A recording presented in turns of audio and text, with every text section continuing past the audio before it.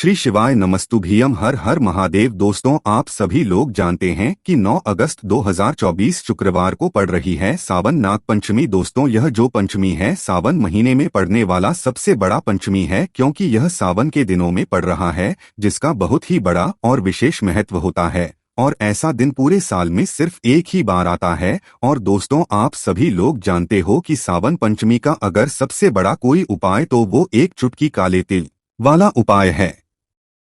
तो दोस्तों, इस सावन नाग पंचमी के दिन आप लोगों को इस एक चुटकी काले तिल वाले उपाय को जरूर करना है। बहुत सारे लोग होंगे जिन लोगों ने इस उपाय को ना किया हो, मतलब आधा महीना निकल गया सावन महीने का, उन्होंने किसी भी दिन इस काले तिल वाले उपाय को ना किया हो। पर दोस्तों, आपके पास एक आखिरी मौका बचा हुआ है, जो कि 9 अगस्त के दिन। तो इस दिन आप लोगों इस वाले उपाय को जरूर कर लेना है। भले ही आपने पूरे महीने भर इस उपाय को ना किया हो, पर अगर आपने इस सावन महीने के सावन पंचमी के दिन अगर इस वाले उपाय को कर लिया, तो आपको इस उपाय को करने का वो फल मिलेगा जिसकी आपने कभी कल्पना भी नहीं करी होगी।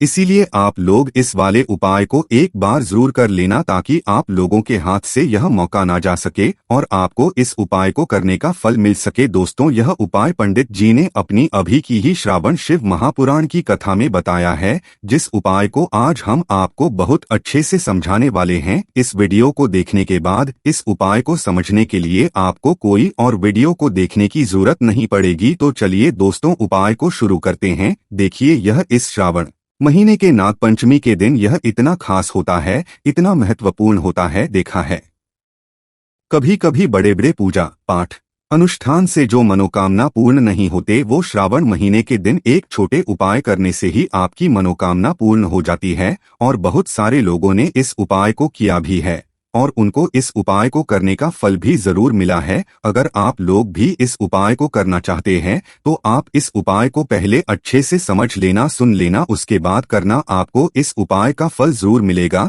और इस उपाय को कर लेने से आपके घर में चाहे किसी भी प्रकार की दुख और समस्या क्यों ना चल रही हो, आपको उसका कारण भी नहीं पता है कि भाई यह समस्या इस कारण से चल रही है, उसका कुछ भी कारण हो सकता है, जैसे पितृ दोष हो सकता है या किसी भी तरह का मंगल दोष भी हो सकता है। तो इस दिन आप लोगों को यह वाला उपाय कर लेना है। यह एक ऐसा उपाय है जिस उपाय को अगर किसी विशेष दिन पर किया जाए, तो भाई उस विशेष दिन का जो है वह तो हमें मिलता ही मिलता है, पर हमने उस दिन पर इस उपाय को किया है तो हमें उससे भी बड़ा फल मिलता है। और फल बहुत जल्दी मिलता है, क्योंकि आप इस उपाय को बहुत ही और विशेष दिन पर कर रहे हो। तो चलिए अब उपाय के बारे में बात करते हैं, लेकिन उससे पहले आप लोगों को यह जानना आवश्यक है कि आखिर यह उपाय किस समय करना है, किसको करना है और कैसे करना है। तो चलिए हम आगे आपको वीडियो में एक एक करके बता देते हैं। इसीलिए इस वीडियो को बिना भगाए अंत तक देखिएगा, ताकि इस उपाय को करने के बाद आपका भाग्य प्रबल हो जाए, आपके नवग्रह आपका साथ देना शुरू कर दें, आपके घर की बरकत हो, आपके घर की उन्नति हो और भगवान भोलेनाथ का आशीर्वाद हमेशा आप पर बना रहे। और अगर आप चाहते हैं कि महादेव जी की कृपा से आपके जीवन की समस्त प्रकार की परेशानी से आपको मुक्ति मिल जाए और महादेव जी का कृपा हमेशा आप पर बना रहे, तो दोस्तों पूरी सच्ची श्रद्धा और पूरे विश्वास के साथ इस वीडियो को लाइक कर दीजिए और कमेंट बॉक्स में लिख दीजिए ओम नमः शिवाय, हर हर महादेव। और इस वीडियो को आप जितने लोगों तक पहुंचा सकते हैं उतने लोगों तक पहुंचा दीजिए, ताकि लोगों का भला हो सके। और दोस्तों, कमेंट बॉक्स में अपनी राशि भी डाल दीजिएगा। आपकी राशि के अनुसार कोई भी ऐसा उपाय होगा जो करके आप लाभ पा सकते हैं सावन के महीने में, वह आकर हम आपके कमेंट के रिप्लाई में बता देंगे।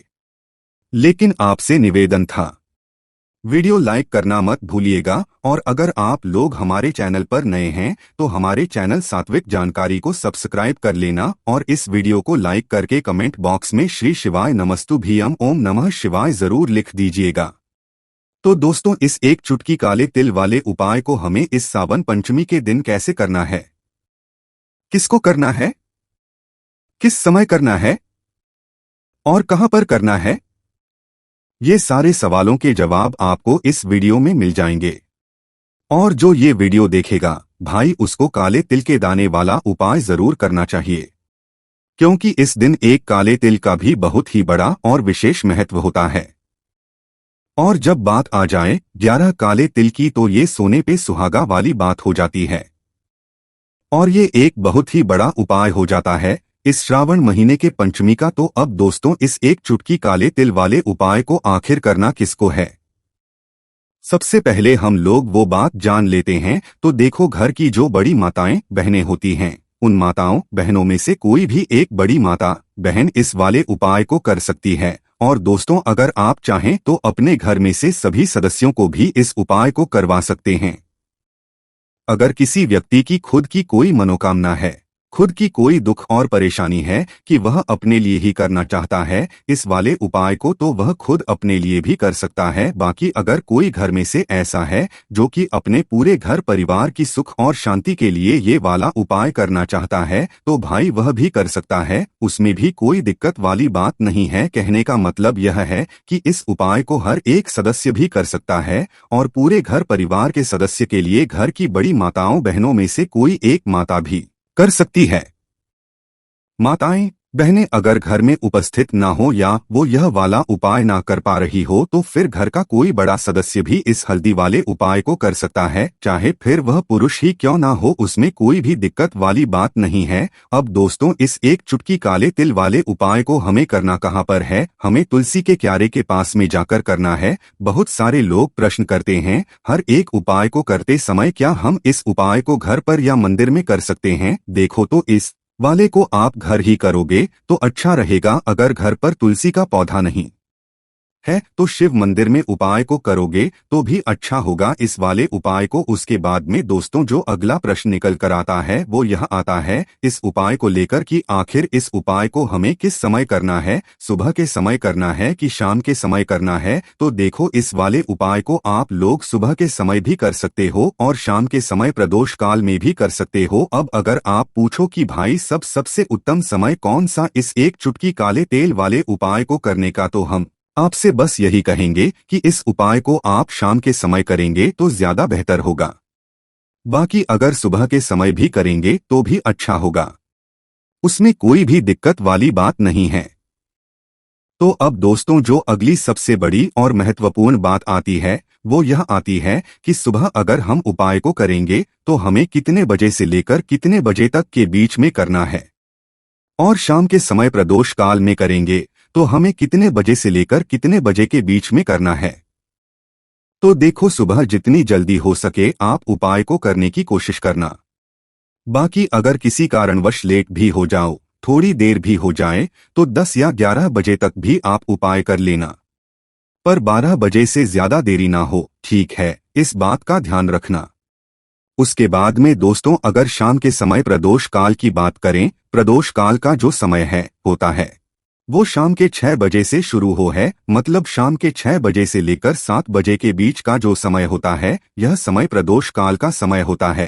पर अभी जो मौसम चल रहा है, इस मौसम में जो है शाम बहुत देरी से होती है, तो आप इस उपाय को 7 या 8 बजे के बीच में भी कर सकते हो, मतलब शाम के 6 बजे से रात 8 बजे के बीच में आप कभी भी इस वाले उपाय को कर सकते हो, उसमें कोई भी दिक्कत वाली बात नहीं है। परंतु सावन पंचमी के दिन कोशिश करना कि समय के अंतर्गत ही कर लो, किसी कारण ना कर पाओ तो थोड़ा देरी से भी कर सकते हो, आपको उपाय का फल जरूर मिलेगा। तो चलिए बात करते हैं हमारे पहले उपाय की। देखिए, इस उपाय के लिए आपको 2 दीपक लेने होंगे। दोनों ही दीपक आप मिट्टी के भी ले सकते हैं, और दोनों ही दीपक आप शुद्ध आटा मढ़कर उनके भी तैयार कर सकते हैं। अब दोस्तों, दोनों ही दीपक के अंदर आपको शुद्ध घी का प्रयोग करना होगा, और एक दीपक के अंदर आपको गोल रुई की बाती का प्रयोग करना होगा, और एक दीपक आपको लंबी बाती का प्रयोग करना होगा। लंबी बाती वाले दीपक के अंदर आप मौली वाला जो धागा आता है कलावा का, उसकी बाती का प्रयोग भी आप लंबी बाती वाले दीपक के अंदर कर सकते हैं। देखिए, 2 दीपक वाला ये चमत्कारी उपाय केवल सावन पंचमी की रात्रि में ही किया जाता है,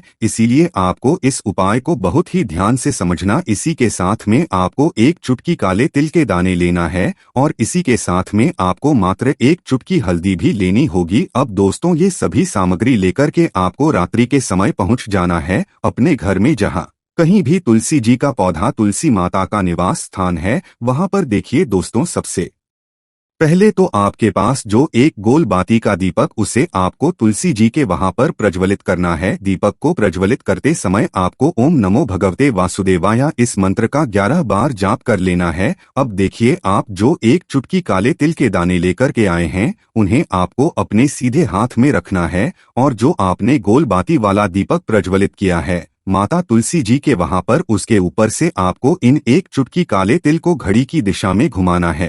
आपको अपना नाम और अपनी गोत्र को बोल देना है और फिर आपको इन काले तिल को उससे जलते हुए दीपक के अंदर डाल देने हैं। देखिए, काले तिल भगवान विष्णु के से उत्पन्न हुए हैं और जब भी हम यह दीपक रात्रि में प्रज्वलित करते हैं तो इससे हमें हमारे कर्ज में राहत मिलती है, हमारे जीवन में धन प्राप्ति के नए नए मार्ग खुलते हैं, हमारा अगर कोई भी कार्य रुका हुआ है तो वह भी परिपूर्ण होता है। देखिए, गोल बाती का जो दीपक है विशेषकर हम माता तुलसी के वहां पर भगवान विष्णु और माता लक्ष्मी के निमित्त प्रज्वलित कर रहे हैं। इस प्रकार से आपको ये दीपक प्रज्वलित कर देना है। अब जो आपके पास लंबी बाती का दीपक है, एक चुटकी हल्दी है, तो आपको लेकर के पहुंचना है अपने घर के मंदिर में। आपके घर के मंदिर में माता लक्ष्मी की जो भी प्रतिमा ही मूर्ति है उनके सामने सबसे पहले तो आपको ये लंबी बाती का दीपक रखना है। फिर आपको दीपक को प्रज्वलित कर देना है। दीपक को प्रज्वलित करते समय आपको ओम महालक्ष्मी नमः इस मंत्र का जाप करते रहना है। अब दोस्तों, आपके पास जो एक चुटकी हल्दी है उसे आपको अपने सीधे हाथ में रखना है और इस एक चुटकी हल्दी को आपको उस दीपक के ऊपर से 11 बार घड़ी की दिशा में घुमाना है और आपको महालक्ष्मी नमः मंत्र का जाप करते रहना है और इस एक चुटकी हल्दी को आपको उसे दीपक के अंदर डाल देना है। देखिए, एक चुटकी हल्दी वाला जो दीपक है आपके जीवन से दुर्भाग्य को समाप्त करता है, माता लक्ष्मी की आपको कृपा प्राप्त करवाएगा, धन प्राप्ति के आपके जीवन में नए नए मार्ग बनाएगा। देखो, अगला उपाय है वो भी बहुत ज्यादा खास है। तीनों उपाय को आप जरूर सुनना क्योंकि जो आपको अच्छा लगे वो उपाय कर सकते हैं। देखिए, इस उपाय के लिए आपको 2 हरी इलायची लेनी होगी। हरी इलायची आपको साबुत लेनी है, खंडित नहीं होनी चाहिए और इसी के साथ में आपको मात्र थोड़ा शहद लेना है। शहद आपको मात्र आधा चम्मच या फिर उससे भी कम ले लेना है और इसी के साथ में आपको एक दीपक ले लेना है। दीपक आप चाहे तो मिट्टी का भी ले सकते हैं और आप चाहे तो शुद्ध आटा मढ़कर उसका दीपक भी आप तैयार कर सकते हैं।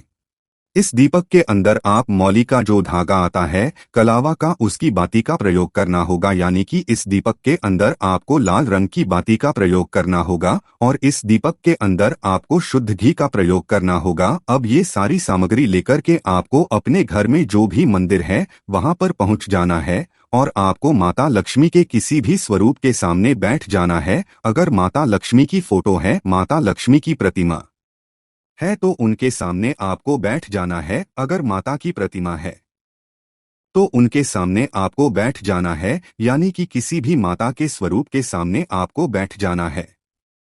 अब देखिए, सबसे पहले तो आपको माता रानी के सामने सी चावल की ढेरी बना देनी है, यानी कि सी अक्षत के दाने आपको माता रानी के सामने रखना है।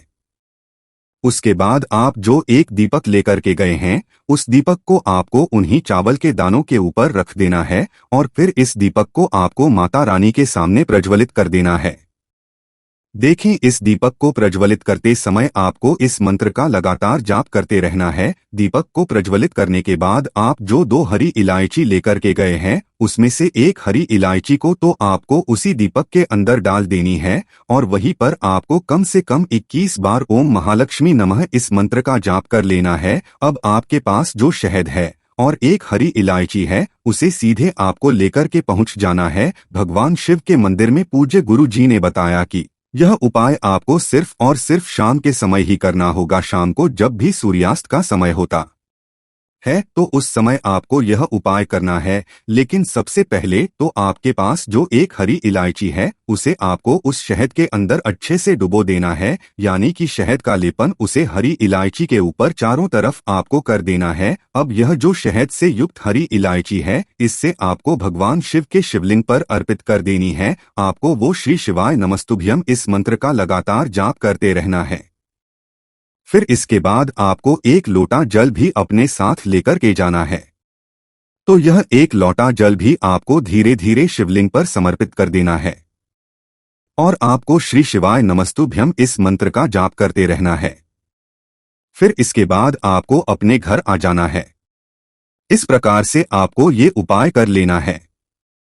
तो चलिए दोस्तों, जान लेते हैं गुरुजी द्वारा बताए गए दूसरे उपाय के बारे में। देखिए, इस उपाय के लिए आपको लेना है 11 चावल के दाने। गुरुजी ने कहा है चावल के दाने खंडित नहीं लेने हैं, बिल्कुल साबुत होने चाहिए। उसके साथ में आपको लेना है एक बेलपत्र। बेलपत्र का भी एक नियम है, अगर आपके पास बेलपत्र नहीं है तो आप शिवलिंग से उठाकर उसको पुनः शुद्ध जल से धोकर इस्तेमाल कर सकते हैं। इस प्रकार आपको बेलपत्र लेना है। इसके बाद आपको एक लोटा जल लेना है। अब ये सब सामग्री लेकर आपको जाना है महादेव के मंदिर में। देखो, अब आपको उत्तर साइड में खड़े हो जाना है और सबसे पहले को एक बेलपत्र अपने हाथ पर और 11 चावल दाने रखकर शिवलिंग के ऊपर अपना नाम और गोत्र बोलते हुए समर्पित कर देना है और नमः शिवाय श्री शिवाय नमस्तुभ्यों का लगातार जाप करना है। अब आपको जो एक लोटा जल साथ में लेकर आए थे उसे धीरे धीरे बेलपत्र और चावल दाने के ठीक ऊपर आपको समर्पित करते जाना है और शिव पुराण के मूल मंत्र श्री शिवाय नमस्तु भयंकर का 11 बार जाप करना है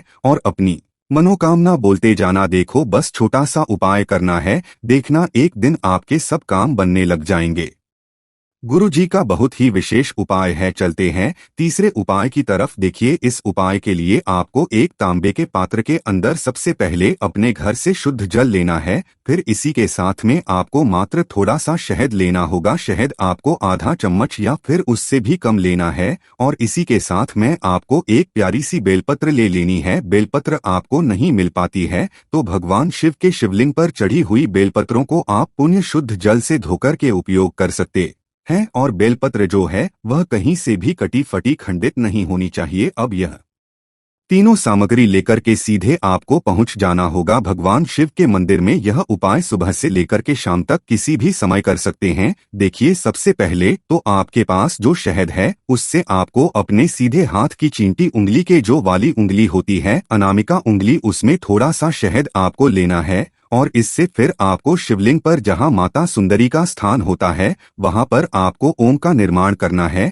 लेकिन जलाधारी के बिल्कुल बीच में जो स्थान होता है उससे माता अशोक सुंदरी का स्थान कहते हैं और इसी स्थान पर आपको शहद से ओम का निर्माण करना है। अब दोस्तों, आपके पास जो एक बेलपत्र है उससे आपको अपने सीधे हाथ की हथेली पर रखना और महादेव से आपको अपनी वह विशेष मनोकामना, आपके जीवन में जो भी संकट चल रहे हैं, जो भी समस्याएं चल रही हैं, जो भी जीवन में दुर्भाग्य बना हुआ है, आप अपने किसी भी कार्य में सफल नहीं हो पा रहे हैं, तो जिस भी प्रकार की आपकी समस्या है उसे दूर करने के लिए आपको महादेव से प्रार्थना कर लेनी है। और फिर यह जो एक बेलपत्र है इससे आपको शिवलिंग पर माता अशोक सुंदरी वाले स्थान पर समर्पित कर देनी है। देखिए, जहां पर आपने ओम का निर्माण किया है उसी के ऊपर आपको ये बेलपत्र भी समर्पित कर देनी है। देखिए, बेलपत्र की चिकनी साइड का हिस्सा शिवलिंग से स्पर्श होगा और इसकी जो डंडी है वो आपको जलाधारी की ओर रखनी है। पत्ती वाला भाग शिवलिंग की तरफ रहेगा।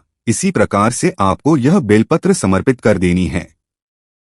अब दोस्तों, आपके पास जो एक जल का पात्र है उसमें से थोड़ा सा जल तो आपको बेलपत्र की जो आगे वाली पत्ती उस पर आपको समर्पित करना है और आपको श्री शिवाय नमस्तु इस मंत्र का जाप कर लेना है।